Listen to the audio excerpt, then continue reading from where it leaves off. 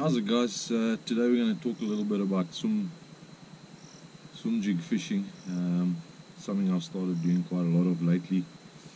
I like to use the swimjig when the fish are under a lot of pressure. Normally I'll use a spinnerbait, but as these fish get more and more under pressure, something like a swimjig, a little bit more subtle, and you seem to be able to catch some fish when they get used to that spinnerbait.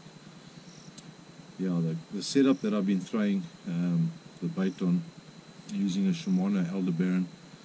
The reason I use that is it's an 8-to-1 ratio. I like picking up the line very quickly when a fish knocks a slack into it. And I'm using it on a Helium 3 6'9" extra fast, medium heavy. A little bit shorter rod because I like to be able to swing and put it underneath some structure, and it just keeps the bait lower to the water. So that setup really works nicely for me. Line, everyone's got their own choices. I'm using the camo braid from Spiderwire, 30 pound. It just casts really nicely for me, and it's been working well.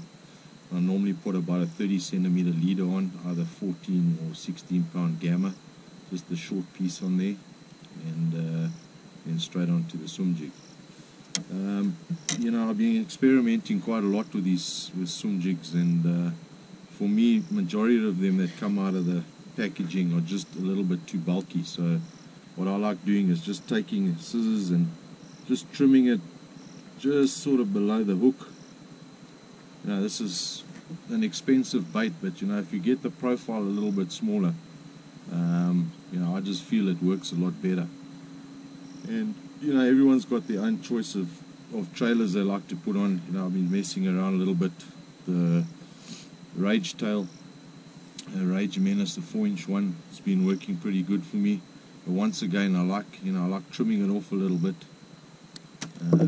Just seems weird cutting a brand new bait, but that's what works. So we're going to stick to that plan. And it's just to really keep the bait a little bit smaller in profile, and that works for me as well. It's a nice little bait, and it works well. So awesome bait to throw. Reason being, you can cover a lot of water and it doesn't get hung up much.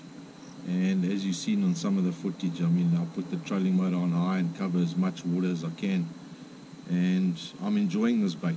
It's really working pretty good. But for sure, it's a good alternative to a spinnerbait when the fish are just under so much pressure. And I hope you enjoyed some of the footage. Hopefully a couple of little tricks to shorten this bait up and make it a little bit more compact will help you as well. But